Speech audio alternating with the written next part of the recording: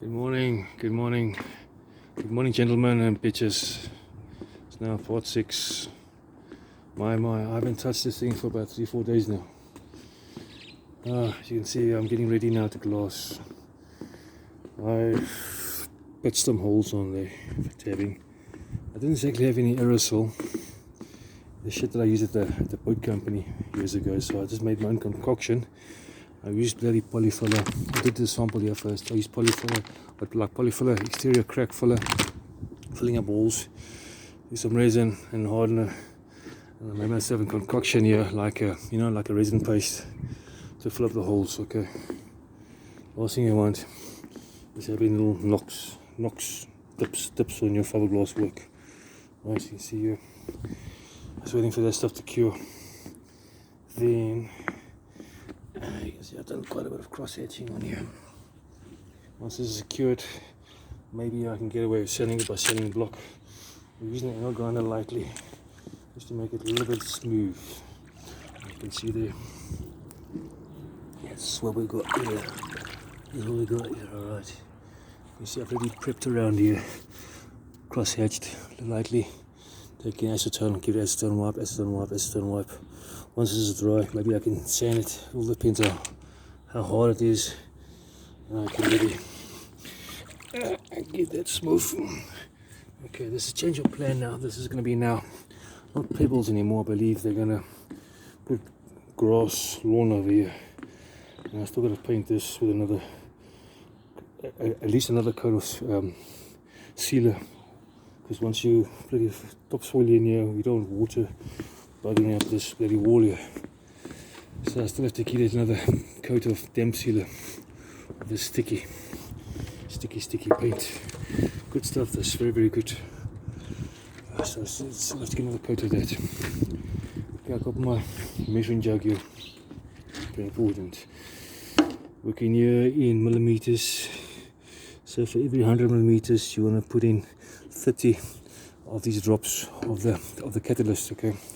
I suggest don't do this by eye, because this has got me many times. Got me out. Get yourself a measuring jug. Right. Got myself 2 layers of mat here. I'll be putting 2 layers of mat on here. There's no size on here, on this fiber mat, no size anything. But I did open up that one. It's big as a table here.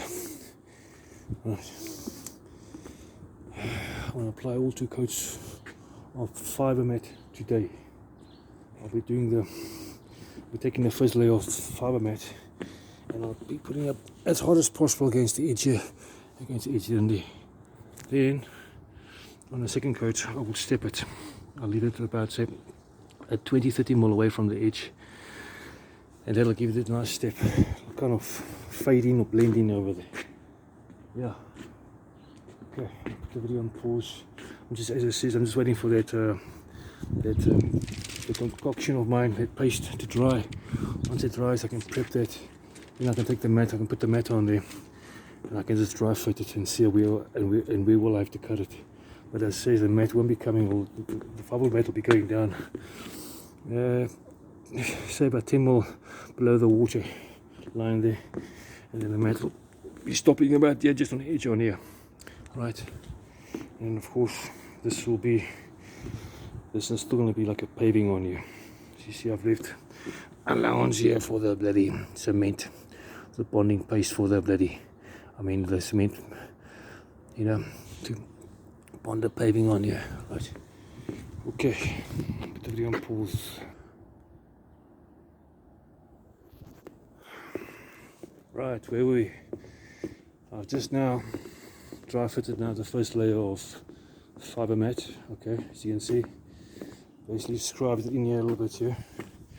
Right, as you can see over there, the whole idea of this is you do not want any bubbles. Okay, bubbles is bad.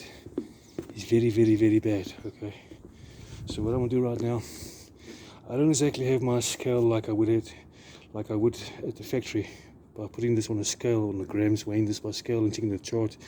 That chart will tell me exactly, and the scale of course will tell me exactly how much resin I want to use. I've only got 5 litres there, and this 5 litres hopefully can last me for all 2 layers of this mat. So I'm going to take a chance here and guess and I'm gonna mix say 2 liters just for now, 2 liters of that resin, and then I'm gonna start dabbing this thing. I'm not gonna be using a realy, alright, because the realy is gonna make a splatter everywhere, or even an iron. I'm gonna be using a bloody paintbrush. Oh fuck, that's very unprofessional. It's gonna take a long time. Paintbrush. You know, when you make your concoction here, your bloody resin, you're gonna have to pop. I don't like doing it like that, but the realy is gonna go, and then I need to work out all the excess resin. Is gonna make a hell of a mess, right? So this is dry fitted right now, but what I want to do also is I don't want to move this thing around too much. So what I'm going to do is I'm going to peel back once half of this. I'm going to resin coat the surface of this or the wall, and then flop it over again. Same thing with that side. Lift it up. I mean lift up that side, like resin coat the wall, then flip it back down again, and dab it from the top. Dab it from the top. Okay. Put the video on pause here. I'll show you guys as I go along, okay?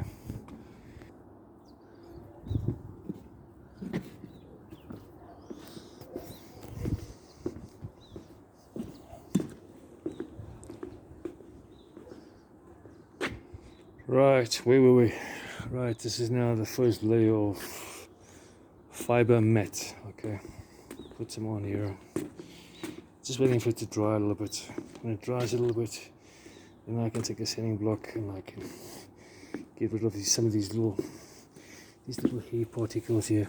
Alright, get out of that shit. And the really thick ones I can usually lightly use the end grinder. Okay, the trick is not to go through the mat, otherwise it's pointless you putting fiberglass but you're grinding through the fucking mat, cutting through the mat. You don't want to do that. If you don't know what you're doing, rather just use a sanding block. Okay, see there. I can tell you one thing, I've been struggling with this thing to get the bubbles out because I don't have my iron.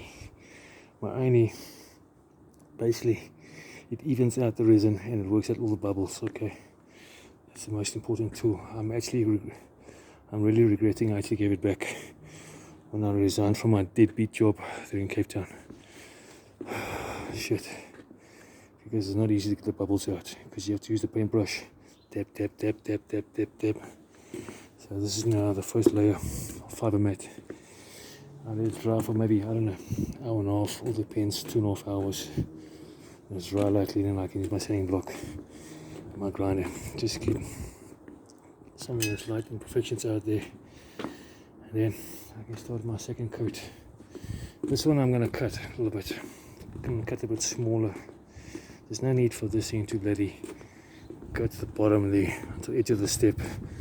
Come right through over here because I'm using a shitload of resin. I used about 2.5 liters just to stick on this piece, right? And there's other little jobbies I must do around here with the resin. See, I've got some offcuts there, so I don't really want to use up all my resin just for this. So what I want to do is I'm gonna scrub the mat. Of course, when it's dry, I'll scrub the mat until down there the steps, and bring it till about here. Then I should save at least a liter of resin. Okay, I can do a little jobbies with that. Okay, it's now part 6, so you basically get the idea what I'm doing over here.